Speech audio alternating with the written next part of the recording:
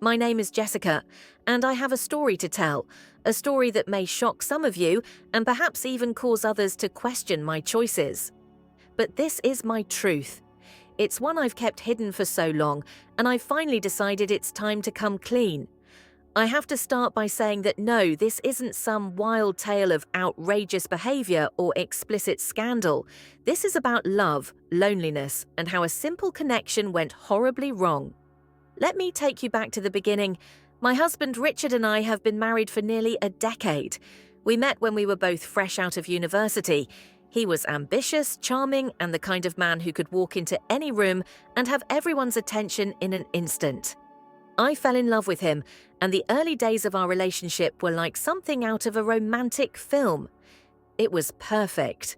Fast forward a few years and life wasn't so picture perfect. Richard's work took him away from home more often than not. His job was demanding, and he was constantly traveling for business meetings, conferences, and networking events. While I understood that his work was important, his absence took a toll on our marriage. We grew distant, barely talking for days at a time, and when we did talk, it was mostly superficial conversation. You know, the usual, "How was your day?" and "What's for dinner?" stuff. But underneath it all, I was lonely. I craved attention, companionship, and someone to fill the void Richard had unwittingly left in my life. That's when things started to change. We lived on a quiet, peaceful farm just outside the city. One of the things that had drawn us to this place was the space and opportunity to keep animals. We had a few chickens, some goats, and of course our horse, Midnight. Midnight was a beautiful, strong black stallion with a temperament so gentle that you felt he understood emotions better than most people. I had always loved horses, but Midnight was special. He had been a gift from Richard for our 5th wedding anniversary, a gesture to show how much he cared, even though he couldn't always be there. During the long, lonely days when Richard was away, Midnight became my source of comfort. I would spend hours in the stable brushing him, talking to him, and just being in his presence. It sounds strange, I know, but animals have a way of sensing when you're hurting. Midnight always seemed to know when I was sad or frustrated, and he would nudge me gently with his nose as if to say, "I'm here. You're not alone." In time, these moments with Midnight became the highlight of my days. I found myself pouring my heart out to him, telling him things I couldn't even say to my husband. Midnight was patient, never judgmental, and always there. It was as if he had become the emotional support I was missing. I know what you're thinking. How can I compare a horse with my husband? But you have to understand that Richard was away, and Midnight was all I had. The turning point came one summer evening. Richard was out of town as usual, and I was feeling particularly down. I had just finished talking to him, and once again it felt like we were two strangers living separate lives. I went out to the stables, hoping to find some peace with Midnight. As I brushed his coat, I began to talk to him as I always did, but this time something was different. I was venting about my frustrations, my loneliness, and how disconnected I felt from Richard. I rambled on, not even thinking about what I was saying, when I suddenly realized that I was talking about Midnight in a way that made my heart race. I caught myself, shook my head and laughed it off. "Jessica, you're being ridiculous," I said to myself. Midnight was a horse, a magnificent one, yes, but still a horse. I tried to brush off the strange thoughts that had begun to creep into my mind, but as the days went on, I found myself returning to the stable more often, staying longer than I should have, and feeling a growing sense of attachment to Midnight that I couldn't explain. I felt guilty. How could I be so emotionally invested in an animal when I had a husband? But the more I tried to push it away, the stronger the bond became. Midnight was always there, and Richard wasn't. The truth is, I didn't cheat in the way you might expect. There was no physical betrayal, no affair in the conventional sense, but emotionally I had crossed a line. I had begun to confide in Midnight in ways that should have been reserved for my husband. Then, one evening, it all came crashing down. Richard came home unexpectedly from one of his trips. I didn't hear him pull into the driveway, and I was in the stable with Midnight as usual. I didn't realize how much time I had spent there, how much I had become absorbed in this strange emotional attachment. When Richard came into the stables, he found me standing next to Midnight, whispering to him. I didn't notice Richard until it was too late. "What are you doing?" Richard's voice was sharp, full of confusion and suspicion. His eyes darted between me and Midnight, as if trying to piece together the scene before him. I froze, my heart pounding in my chest. I didn't know what to say. How could I explain this without sounding crazy? Richard stood there, staring at me, waiting for an explanation that I didn't know how to give.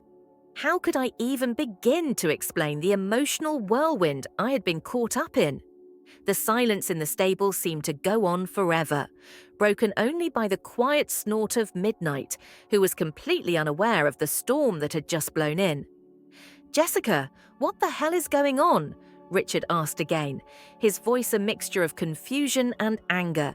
He stepped closer, his eyes narrowing as if trying to understand what he was seeing. I instinctively stepped back and put a hand on Midnight's side, as if he could somehow protect me from the confrontation that was about to happen. "It's not what you think, Richard," I stammered, though I wasn't even sure what he was thinking. How could he explain what he was seeing when I could barely understand it myself? He shook his head, clearly unconvinced. "Then tell me, because I come home early and find you here, whispering to our horse as if he's... I don't even know what. What am I supposed to think?" I took a deep breath, trying to find the words to explain the emotional connection I had developed with Midnight without sounding completely insane. "Richard, you've been gone a lot lately," I began, seeing the frustration in his eyes. "I know it's your job, and I know you work hard for us, but I've been lonely, and Midnight, he's been there for me. He listened to me when I didn't have anyone else." He threw up his hands in despair. "He's a horse, Jessica." "You talk like he's a person." I winced at his words, but I couldn't deny that he was right. "I know," I whispered, "but he was there when you weren't. I started talking to him because I didn't have anyone else. It got out of hand." Richard looked at me, his expression a mixture of disbelief and hurt. "So what? You're saying you had an emotional affair with a horse?" The words sounded absurd even to me, but the reality of the situation wasn't as far-fetched as it seemed. "I didn't mean for it to happen," I said quietly, tears welling up in my eyes. "I was just so lonely, Richard. I needed someone to talk to, and Midnight was there." He shook his head again, clearly struggling to take it all in. "So what are you telling me? That you love him? That you'd rather be with him than with me?" His voice cracked slightly, and I could tell that beneath the anger there was a deep sense of betrayal. "No, of course not," I replied quickly, stepping forward and reaching for his hand. "I love you, Richard, but I was lonely and I made a mistake. I let my emotions get the better of me, and I turned to Midnight when I should have turned to you." He pulled his hand away and paced the small stable. "This is madness. I don't even know how to wrap my head around it. I come home and this is what I find? My wife confessing to some kind of emotional affair with our horse." I stood there helpless, not knowing how to fix the situation. "Richard, please, it wasn't like that. I didn't do anything physical, nothing inappropriate. I was lost in loneliness." He didn't say anything for a moment. He just stood there, his back to me, trying to collect his thoughts. Then he finally spoke. "Do you know how crazy this sounds, Jessica? How ridiculous this whole situation is." I nodded, my voice barely above a whisper. "I know, but it's the truth. I let my loneliness cloud my judgment, and I'm sorry. I never meant for it to come to this." Richard turned to me, his expression softening slightly. "Why didn't you talk to me? Why didn't you tell me how you felt?" "I tried," I said, my voice shaking. "But every time I brought it up, you were too busy or too tired or just distracted. And I finally gave up. I thought maybe that was the way things were going to be. So I found comfort in midnight, and I know it sounds ridiculous, but he was there for me in a way that you weren't." He sighed heavily and ran a hand through his hair. "I didn't know you felt that way. I thought we were fine." "We weren't," I replied quietly, "but I didn't want to burden you with it. You were always so busy with work and I didn't want to seem needy. But the truth is that I needed you, Richard. I needed my husband. And when you weren't there, I turned to midnight." There was a long silence between us as we both stood there, the weight of the situation sinking in. Finally, Richard spoke again, his voice much softer this time. "I don't know what to do, Jessica. I don't know how to go on from here."